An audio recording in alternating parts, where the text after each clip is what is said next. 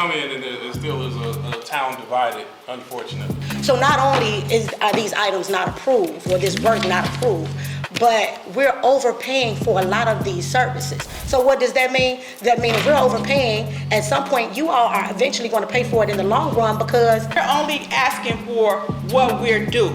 And we shouldn't have to, as trustees, have to beg people to give us what we want, but they want our vote. We need this money. We have to operate as a village. And if they continue to spend money that we don't have, it has to come from somewhere. They want to spend our money and they want our vote and don't want to tell us what they're spending the money on. We've been locked out of office. We've been locked out of systems, but guess what? We're still here. We're still going to try to do the work for the people. The problem everybody got is they cannot control me. So y'all with all the mess and lip boxing, chill with the channel. Watch me work. Are we going to finally see the downfall of the super mayor, Tiffany Henyard? In this video, we're going to be talking about some of the updates from the last video that I've done. We're going to check out what's going on with the special records meeting of the trustees. We're going to get into the FBI probe. Yes, there's an FBI probe investigating Tiffany Henyard. And also, we're going to check out some of the spending records that have been publicly released by a former employee of the township, seeing how irresponsibly Henyard and her team spent taxpayers' money. And also, we're going to address some of the most common questions and comments that I've seen on my last video, saying things like, you deserve what you voted for a Democrat, what's taking so long for this mayor to be arrested or investigated, and also a lot of talk about her race. We're going to talk about that and more in this video.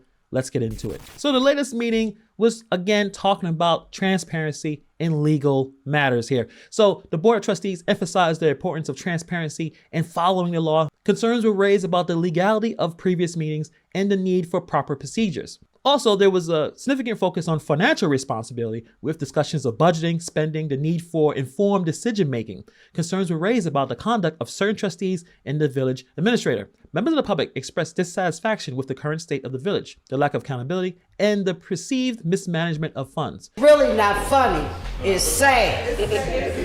And I commend you all for standing up there yesterday and walking out after you had made a motion and second the motion to adjourn the meeting.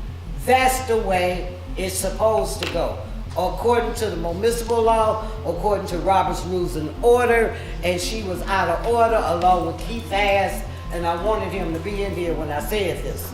Keith asked because he was out of order for continuing the meeting. There is a disconnect between the two parties, and it doesn't seem like anything is going to be fixed anytime soon, especially if there is someone irresponsibly spending all the money that is supposed to be for the village, taking care of the village matters. There were several points related to the administration's role in paying the village bills. There's mentioning of bills, particularly those over $5,000, not being presented to the board for approval before the work is done. This lack of prior presentation is seen as a departure from the standard procedure, the thing you're supposed to do, making sure that everyone knows what's going on. You're not just spending money on matters and the entire board don't even have an idea what you're doing.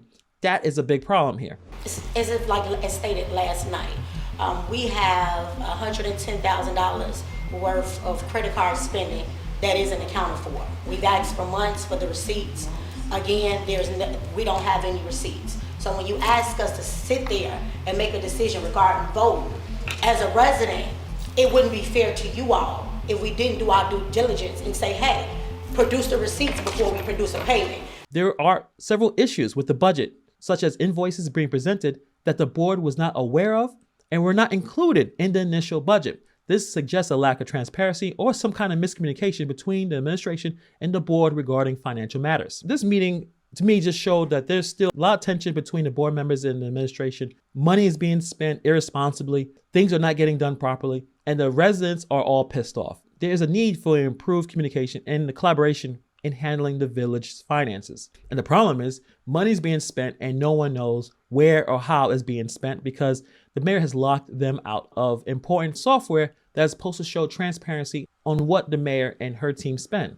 She doesn't want everyone to know. And that's why there is an FBI probe investigating Tiffany Henyard. Yes, there is an ongoing FBI probe investigating Tiffany Henyard, who serves as the mayor of Dolton and the township supervisor. The investigation has arisen from allegations of corruption and financial mismanagement within her administration, and issues regarding accounts controlled by the village of Dolton and the township. These issues reportedly coincide with Henyard's tenure in both mayor and the township supervisor. The FBI investigation particularly focused on the public funds allegedly being laundered by Henyard's CARES charity. In addition to the FBI probe, the Dolton Village Board of Trustees has voted to file lawsuits against Mayor Henyard to address issues like conflict of interest, unauthorized hiring and firing, and the misuse of Dolton's funds. So basically, it's a lot of kingpin stuff, like some mafia type stuff. Henyard only hires people that she knows, even if they're not even qualified. Henyard is spending money frivolously, traveling, spending money that is not necessary for the village, using the taxpayers' funds like her own personal piggy bank. So you see right here, misuse of public funds have brought down many public figures in Illinois politics. And so it's no surprise that many are beginning to scratch their heads over what is next in the now snowballing Henyard saga. According to the individuals interviewed by investigators, they were questioning about the hiring of cronies at exorbitant salaries, practices of merging the use of credit cards, as well as missing funds. They say that there are several questions regarding the spending that occurred involving purchases of clothing and other personal items on the credit cards for trips. So yes, the FBI is on the case. And I know a lot of people are complaining, what's taking so long? We'll talk about that as well. But the FBI is on it. They're investigating. Tiffany Henyard is in a lot of trouble. Let's get to some of the spending receipts that were posted on the Dolton Politics Facebook group from Stephanie Wiedemann. Stephanie Wiedemann was involved in the township politics. She started working there in 2002 and held various positions, including a full-time employee and contractor. In 2021, she was promoted to executive assistant by the late Dolton Township Supervisor, Frank Zuccarelli. However, she was terminated in March 2000 under the new supervisor, Tiffany Henyard. I think that everything she has initiated has been something to promote her. Something to get her name in household, something to get people to buy into voting. Stephanie says that her termination did not come as a surprise. Before firing, she met with the new township supervisor, Tiffany Henyard, who expressed distrust and stated Wiedemann was not a part of the team and she got let go. But she still continues to follow the story, and this is what she posted on Facebook a couple of days ago. Posted a lot of the receipts, all the stuff spending thousands of dollars on, the taxpayers' money on basically things for their own personal use. This is a really long post, but we'll read some of it right here. She's talking about spending habits from February to September of this year. Travel for the township supervisor is at an all-time high. 7 months of credit card receipts, and I can total about $174,000 of your money being spent on her senseless travel. And she says, come to a board meeting and ask her what she brought back that benefits the residents. I bet she's going to say she bought the bag back, but if that's the case, then why does the township need to take loans? She's laid off people due to financial hardships, but not pay employees to answer the phone and provide the services. You can't call the administration and get an answer at any point during the day. Aside from the credit card swipes for any and everything, she also gets a per diem when she travels. $600 a day when she goes out of state, $400 a day when she travels out of Cook County. And the kicker of it all is that some of the trips were for the mayor, not the supervisor. I do not handle anything as relates to with credit cards. So she attached a lot of receipts on all types of spending that Tiffany Henyard and her team have committed over the last couple of months. Now, there's a lot of records here, several records, but you can see the traveling from Alabama to Washington, D.C., Illinois, Vegas.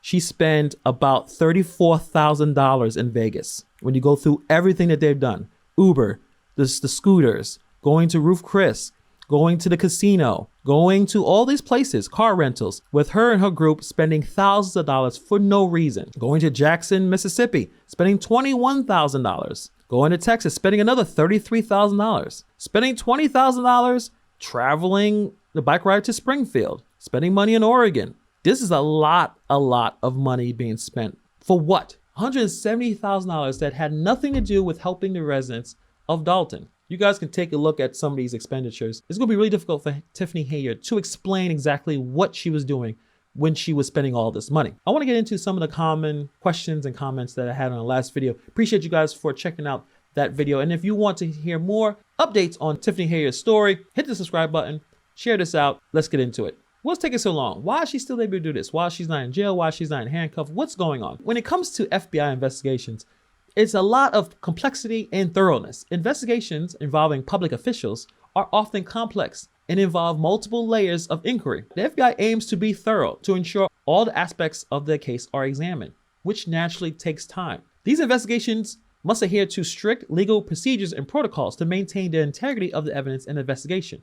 This includes careful examination of documents, financial records, and other evidence, which can be time-consuming. Obviously, the FBI want to be fair and accurate. Ensuring fairness and accuracy is crucial in high-profile cases. Rushing an investigation can lead to mistakes or oversight, which can compromise the case, and the person that we want prosecuted could walk away free. Investigations into public figures are also highly insensitive.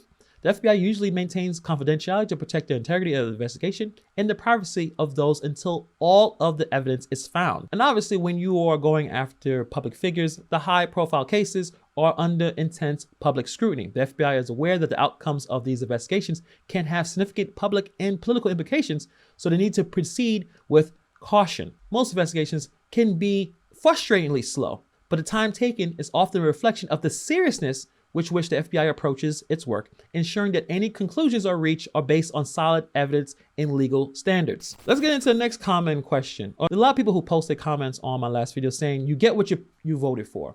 You voted for this person, you deserve everything that happens, which I find is a really weird thing to say. When people vote for a candidate, they make the decision on the information and circumstances available at the time. Situations can change dramatically after elections. New facts may emerge, or the elected official might act differently than expected. Holding voters accountable for unforeseen changes undermine the dynamic nature of politics. Now, if there were evidence of her stealing before this, then yeah, I could see saying, well, yeah, you get what you voted for. But if she hasn't done this before, how would anyone know? It's easy to be the Monday morning quarterback, knowing all the things we know now. But at that time, I'm sure many of the people did not know that she was going to do this. Also, this viewpoint wrongly suggested that once elected, officials should not be held accountable for their actions.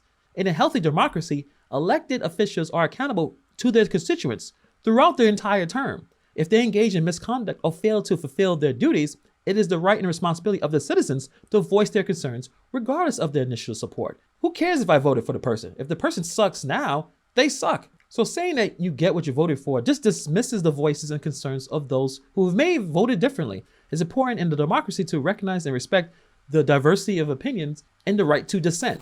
Some of the stuff about her being black or her being a Democrat in her race has nothing to do with the situation, but a lot of comments talked about that as well, as if Republicans are not corrupt and commit crimes as well. If you are still stuck on this is my side is the good guys and your side is the bad guys, while both parties screw you over every chance they get, I don't know what to tell you. You think that your side is a righteous side and does not commit corruption? Just spend a few minutes on Google to see the kind of corruption that happens on both political parties. Do that before you worry about Democrat or Republican or black and white.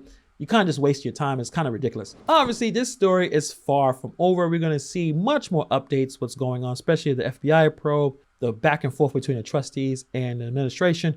We'll see exactly where this goes. I also want to mention that it's not just her. There's other people who are enabling this behavior. So we need to figure out what is going on, who should stay on, who should get kicked out. It's a really complex web of a very reality TV type of thing. It is extremely fascinating to see. We'll see what happens. Put in the comments below what your thoughts on the situation. Thank you for taking time to watch this video, and I'll see you guys in the next video.